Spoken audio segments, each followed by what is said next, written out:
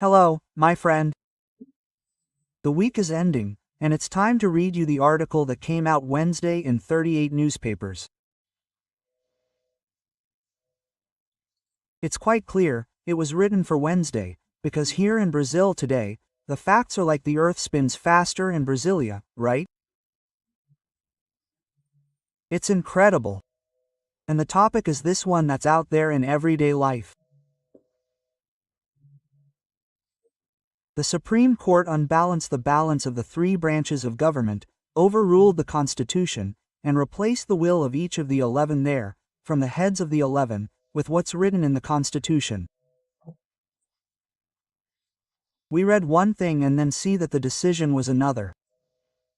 But anyway, that's the topic. Remember to subscribe.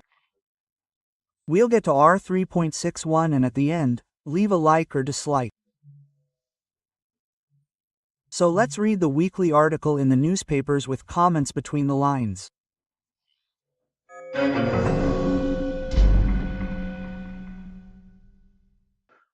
The title is, The Spell Against the Sorcerer.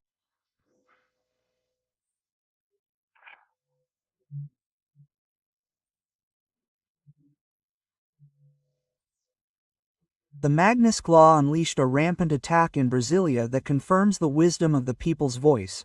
What goes around comes around, and with the same coin against the application of the law and the suspension of the visas of 7 Supreme Court justices, there is no one to turn to except those who applied it.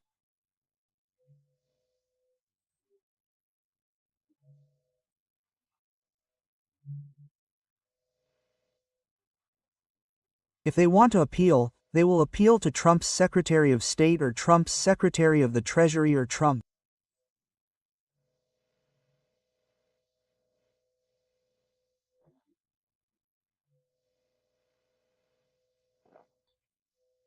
There is no first instance, as felt by those who should be in the first instance of justice and were included in the investigation, in the last instance, in defiance of the patriarchal clause, which requires a natural judgment.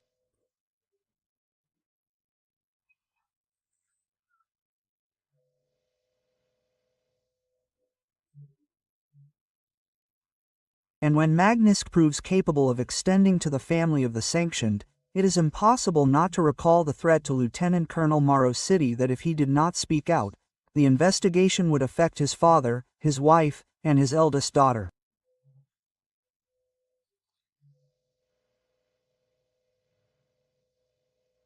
It's a world of upheaval.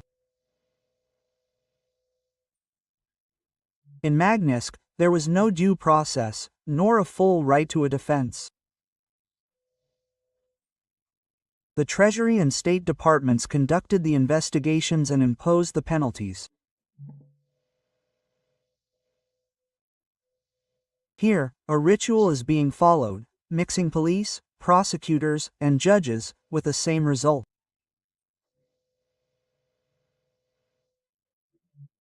In both countries, Brazil and the United States, the motive is political.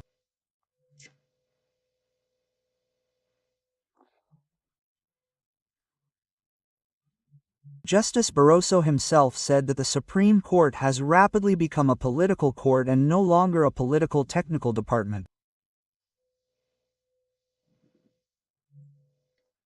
Magnitsky, in this case, is also political.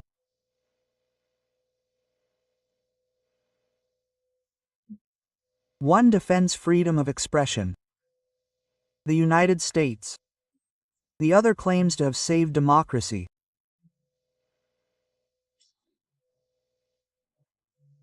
A note from Barroso's Supreme Court saved democracy, even though it drowned the Constitution in the waters of arbitrariness.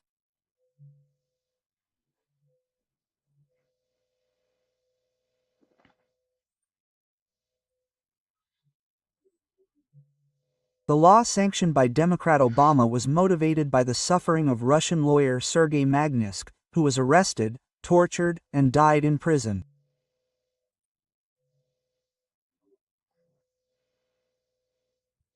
It serves to punish foreigners who engage in similar persecution. There are similarities. Here, lawyer Felipe Martins was arrested and held in solitary confinement to extract a plea bargain from him that would justify accusing Bolsonaro of being a coup plotter.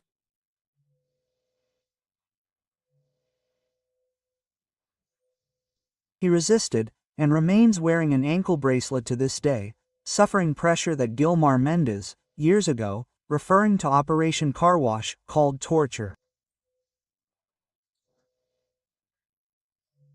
Gilmar Mendes said, "Arrest him and stay in prison until he decides to be the plea bargainer."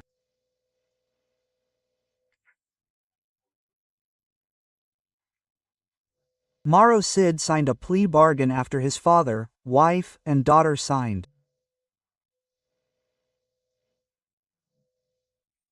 Daniel Silveira is being treated almost like a hostage under Ramos.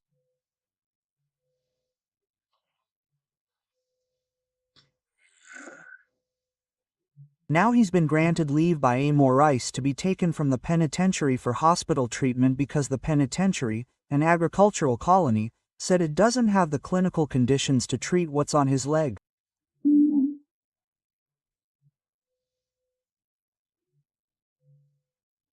Guys, that leg is scary. I don't know if you saw the photo. Bruises everywhere, and his leg is prone to clotting, right? Thrombosis that can stop in the lungs or the heart and is fatal.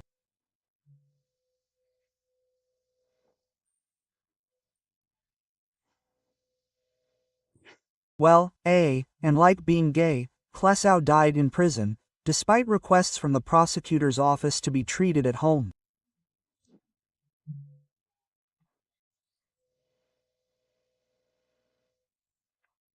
Sergei Magnitsky denounced corruption in the Putin regime. Here, are those who criticize the election count or the end of the world inquiry arrested or wearing ankle bracelets?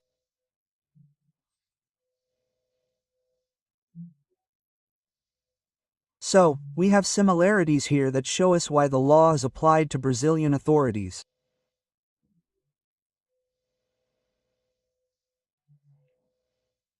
American authorities conduct an investigation before applying it and are informed about everything, following newspapers, social media, and more, right? Well, the United States representation in Brazil probably has a much better information system than other countries. I don't know what China is like, right? Russia during the Soviet Union, where we had a lot of fun, because we knew all the Soviet spies, drank vodka with them, laughed at them, and joked about communism.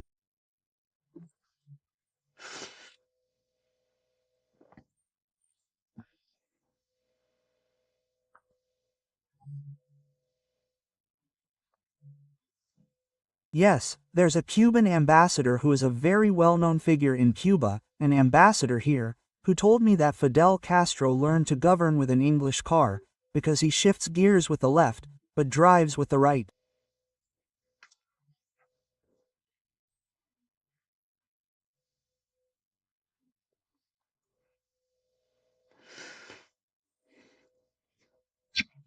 Well, but that subtext was taken out of context, right? New paragraph. The Supreme Court justices were betrayed by their courtiers, and their deceptive applause in the media and auditoriums.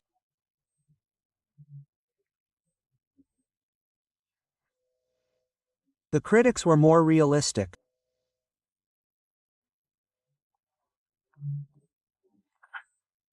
There were even close ones showing the way, like Marco Aurelio, Fuchses, and Andre Mendonça, but they refused to follow the path of the most intelligent of virtues, that of humility, which, in the mildest hypothesis, would indicate nullifying the investigation that began without a public prosecutor's office and is already 6 years old, and sending the January 8 case to the first instance, where criminal acts can be individualized and appropriate punishment applied to those who vandalized public property.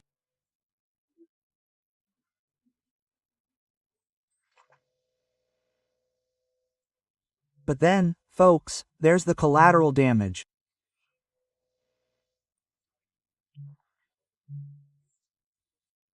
Magnus under Morais can drag his supporters into the Supreme Court and on the streets. The cry, "Out with Morais," brought with it a cry for, "Out with Lula," that we hadn't heard before.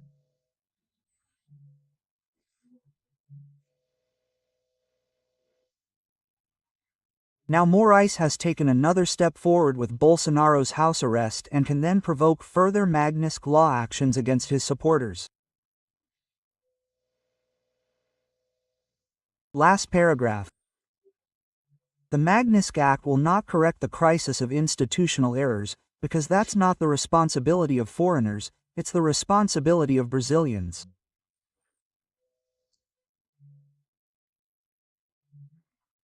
But it shook up responsibilities and brilliance so much that even the fear imposed by political arrests was swept away by the north wind, and people took to the streets on Sunday in almost every Brazilian city.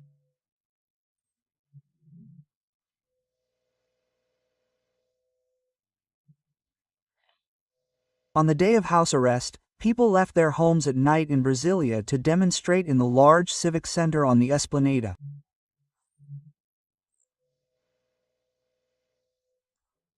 People are no longer afraid to go out. Fate would have it that the Soviet Iron Curtain was torn down by Ronald Reagan.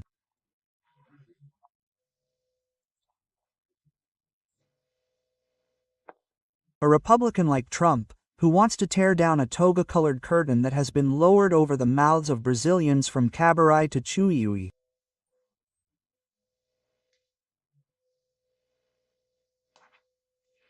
From Brasilia, Alexandre Garcia.